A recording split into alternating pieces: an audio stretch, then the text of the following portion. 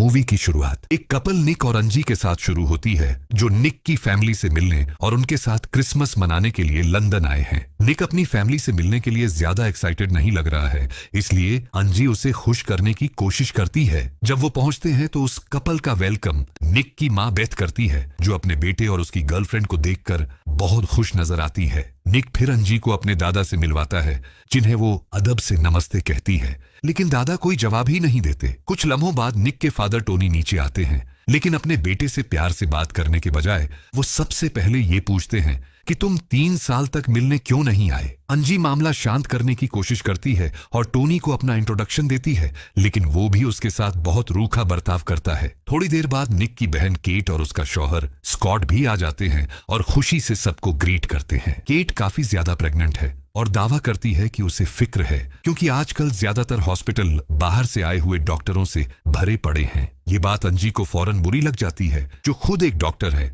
और Indian background से है। केट जल्दी से माफी मांग लेती है, ये कहकर कि उसका मतलब उसे हर्ट करना नहीं था। हालांकि वो बात साफ तौर पर उसी की तरफ इशारा थी और तौहीन वाली थी। बाद में फैमिली मेंबर्स साथ बैठकर टीवी देखने लगते हैं, जिस दौरान हाल ही में हुए एक टेररिस्ट अटैक की खबर दिखाई जाती है। इसे देखकर दादा बातें करने लगते हैं कि ये सब मुल्क में बाहर से आए लोगों की वजह से हो रहा है, जिससे अंजी को बहुत दुख होता है। वो उन्हें बताती है कि वो गलत है, लेकिन केट भी अपने दादा की साइड लेती है, जिसकी वजह से उसकी और निक की बहुत बड़ी बहस हो जाती है। आखिरकार निक ये फैसला करता है कि बस बहुत हो गया और वो अपनी गर्लफ्रेंड के साथ ऊपर चला जाता है। बेथ जो हुआ उसके लिए माफी मांगती है और उससे रुकने की गुजारिश करती है, लेकिन निक उसे यकीन दिलाता है कि इसमें उसकी गलती नहीं है और उसे गले लगा लेता है। बाद में निक अंजी से कहता है कि बहुत देर हो गई है, इसलिए वो मशवरा देता है कि सुबह जल्दी उठकर किसी से बात किए बिना यहाँ से निकल जाएंगे। दूसरी तरफ हम देखते हैं कि दादा टेलीविजन के सामने ही सो जाते हैं,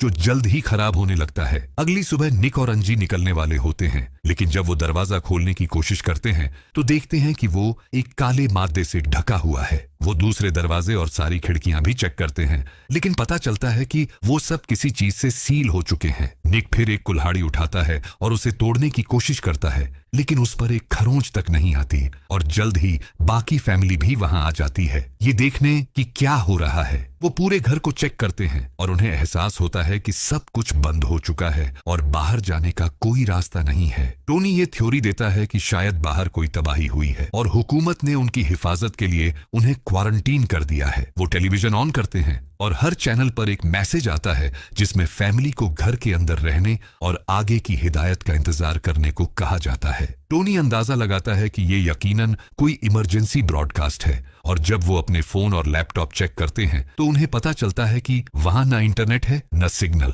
हालांकि टोनी शांत रहता है और कहता है कि हुकूमत उन्हें बचा लेगी और मशवरा देता है कि क्रिसमस को किसी भी दूसरे दिन की तरह सेलिब्रेट करें। बाद में वो स्कॉट से अकेले में बात करता है और उससे कहता है कि अगर हालात बिगड़े तो वो तैयार रहे, क्योंकि मर्द होने के नाते उन्हें कभी कभी मुश्किल फैसले लेने पड़ते हैं। शायद हमें दादा को खाना पड़े। बाद में फैमिली टेबल पर खाने के लिए जमा होती है, तभी अंजी को खांसी आने लगती है और केट फौरन उस पर इन्फेक्टेड होने का इल्जाम लगा देती है। निक अपनी बहन को चुप करा देता है, लेकिन दादा एक बार फिर नस्ल भेदी बातें शुरू कर देते हैं, जिससे उनके बीच एक और बहस छिड़ जाती है। हालांकि टोनी सबको खामोश करा देता है और टर्की काटना शुरू करता है। तभी स्क्रीन पर एक और मैसेज आता है, जिसमें उन्हें खबरदार किया जाता है कि खाना ना खाएं, क्योंकि वो खराब हो चुका है। ये देखकर टोनी सबको खाना रोकने का हुक्म देता है और सारा खाना फेंकने लगता है, लेकिन निक उसे रोकने की कोशिश करता है, जिससे उनके बीच झगड़ा हो जाता है। इसी बीच केट अपने शौहर को निकम्मा कहती है, क्योंकि उसका बाप जिम्मेदारी उठा रहा है। इसलिए स्कॉट ने अब आगे बढ़ने का फैसला किया। वो निक और टोनी के बीच हो रही बहस को रोकता है और फिर निक को अपने बाप की बात न मानने पर बुरी तरह मारता है। कुछ देर बाद टीवी पर टेक्स्ट बदल जाता है, जिसमें उन्हें हिदायत दी जाती है कि हर चीज खराब हो चुकी है, इसलिए उन्हें खुद को ब्लीच से नहलाना होगा। सब इस हुक्म को मानते हैं और बाथरूम में जाकर खुद को सफाई वाले लिक्विड से साफ करते हैं। कुछ देर बाद फैमिली एक बार फिर लिविंग रूम में जमा होती है, जब चिमनी से कई सीरेंस नीचे गिरती हैं। एल्व्स के लिए ये साल बहुत अजीब है। इसके साथ ही टीवी पर एक मैसेज आता है, जिसमें उन्हें कंटैमिनेशन की वजह से वैक्सीनेशन किट इस्तेमाल करने को कहा जाता है। जाता है। अंजी वार्निंग देती है कि ये एक बुरा आइडिया है और इशारा करती है कि उन्हें नहीं पता इसमें क्या है और ऐसा लगता है कि सीरिंज पहले ही इस्तेमाल की जा चुकी हैं। हालांकि फैमिली उसकी वार्निंग सुनने से इनकार कर देती है और एक एक करके खुद को इंजेक्शन लगाना शुरू कर देते हैं, यहाँ तक कि केट भी जो प्रेग्नेंट है।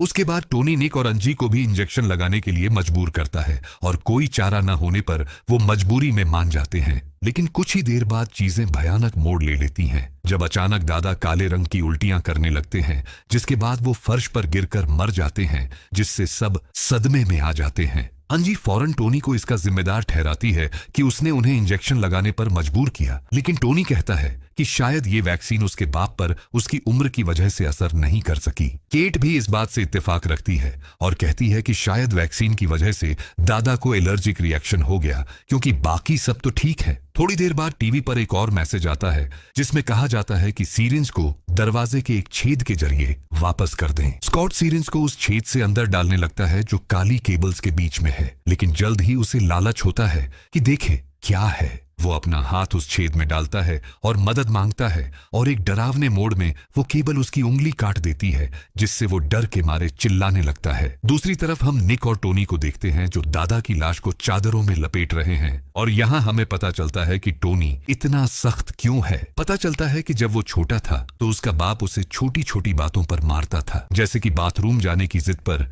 ये कहकर कि एक असली मर्द इसे रोक सकता है। ये बात टोनी को इमोशनल कर देती है, लेकिन वो ज्यादा देर इस पर नहीं रुकता और जल्द ही लिविंग रूम में वापस आ जाता है। वहां टीवी पर एक और मैसेज आता है जिसमें कहा जाता है कि उनमें से एक इन्फेक्टेड है और उसे अलग करना होगा। केट फौरन अंजी पर इल्जाम लगाती है क्योंकि उसे पहले खांसी आई थी और बाकी फैमिली भी उसकी साइड लेती है। ये सुनकर निक को गुस्सा आ जाता है और वो अपनी फैमिली से बहस करने लगता है, लेकिन वो सब उस पर हावी हो जाते हैं। तो हालात को शांत करने के लिए अंजी दूसरे कमरे में बंद होने के लिए मान जाती है, जो कि वही कमरा निकलता है जहां दादा की लाश रखी है। निक और अंजी फिर दरवाजे के जरिए बात करते हैं, जिसमें वो निक से कहती है कि उसे टेलीविजन का कनेक्शन काट कर देखना चाहिए कि क्या होता है। ये सुनकर निक नीचे जाता है जहां वो टीवी बंद कर देता है। तभी उसकी बहन उसे देख लेती है और फौरन अपने बाप को बुलाती है। टोनी टीवी फिर से ऑन कर देता है जिस पर अब कई सिंबल दिखाई देते हैं, जब तक कि एक वार्निंग मैसेज नहीं आ जाता कि सिग्नल में दखल देने से उनकी जान को खतरा हो सकता है। ये देखकर केट आग बबूला हो जाती है और स्कॉट को हुक्म देती है कि वो अपने भाई को पीटे। निक ऊपर भागने की कोशिश करता है, लेकिन स्कॉट उसे पकड़ लेता है और दोनों सीढ़ियों पर लड़ने लगते हैं। इस अफरा तफरी के दौरान केट, जो उनके बिल्कुल पीछे थी, उसे गलती से धक्का लग जाता है, जिसकी वजह से वो सीढ़ियों से गिर जाती है और उसकी टांग टूट जाती है। ये देखकर सब उसकी मदद के लिए भागते हैं, जबकि स्कॉट सदमे में जम जाता है और जब वो टीवी की तरफ देखता है तो उस पर एक पल के लिए मैसेज आता है, मैं तुम्हें देख रहा हूं। निक और बेथ पैनिक करने लगते हैं क्योंकि केट की हड्डी टांग से बाहर आ गई है और बहुत खून बह रहा है। घर में अकेली डॉक्टर अंजी है, लेकिन टोनी उसे बाहर निकालने से साफ इनकार कर देता है, ये दावा करते हुए कि वो इन्फेक्टेड है। टोनी फिर कोई हमदर्दी नहीं दिखाता और कहता है कि वो अपने स्टडी रूम में जा रहा है और कहता है कि उसे डिस्टर्ब न करें। उसके जाने के बाद बेचारी बेथ अपनी बेटी के लिए रोने लगती है और टीवी पर मौजूद लोगों से मदद की भीख मांगती है, लेकिन उसे कोई जवाब नहीं मिलता। एक परेशान स्कॉट फिर निक को बताता है कि उन्होंने अपने बच्चे के लिए नाम भी चुन लिए थे। लड़का हुआ तो यंग रेसिस्ट और लड़की हुई तो डेड प्रिंसेस। बाद में निक दरवाजे के जरिए अंजी से बात करता है और उसे बताता है कि केट के साथ क्या हो रहा है। अंजी समझाती है कि केट ज्यादा देर जिंदा नहीं बचेगी अगर उसे जल्द ही मेडिकल हेल्प नहीं मिली। निक की हिम्मत जवाब दे जाती है, इसलिए वो घर से बाहर निकलने का रास्ता ढूंढने की कोशिश करता है, लेकिन नाकाम रहता है। वो आखिरकार एक बाथरूम में पहुंचता है जहां वो बाहर निकलने का रास्ता बनाने के लिए एक पाइप को तोड़ना शुरू करता है। वो एक छेद बनाने में कामयाब हो जाता है और एक छड़ी पर अपना सेल फोन लगाकर, जिसका कैमरा ऑन है, ये देखने के लिए अंदर भेजता है कि दूसरी तरफ क्या है। फुटेज देखने पर निक को एक ऐसी मखलूक दिखाई देती है जिसके टेंटिकल्स हैं और वो खुद को फोन की तरफ मार रही है। तभी लिविंग रूम के अंदर टीवी से एक अलर्ट आता है कि बाउंड्री तोड़ी जा रही है। अलर्ट की आवाज सुनकर टोनी स्कॉट को लेता है और निक को ढूंढने जाता है, जिसे वो बाथरूम में पकड़ लेते हैं। निक अपने बाप को वीडियो दिखाने की कोशिश करता है, लेकिन टोनी उसे नजरअंदाज करता है और उसे बुरी तरह पीटना शुरू कर देता है। टोनी फिर निक को एक कुर्सी से बांध देता है। तभी टीवी पर एक और मैसेज आता है जिसमें उन्हें स्लीपर एजेंट से जानकारी निकालने की हिदायत दी जाती है। टोनी को लगता है कि उसका अपना बेटा ही वो स्लीपर एजेंट है, इसलिए वो जानकारी निकालने के लिए उसे टॉर्चर करना शुरू कर देता है। यहाँ तक कि स्कॉट भी डर जाता है और उसे रोकने की कोशिश करता है, लेकिन टोनी नहीं सुनता। एक चाकू उठाता है और अपने बेटे को काटने लगता है। अगले ही पल टोनी अपने बेटे की आंख निकालने की तैयारी करता है, लेकिन ऐन मौके पर बेथ की चीख उन्हें रोक देती है। वो सब भागकर देखते हैं और बेथ बताती है कि केट मर चुकी है। इतनी दुखद खबर के बावजूद टोनी कोई खास रिएक्शन नहीं देता, तो बेथ उसके चेहरे पर एक जोरदार थप्पड़ मारती है और उसे बताती है कि वो हमेशा से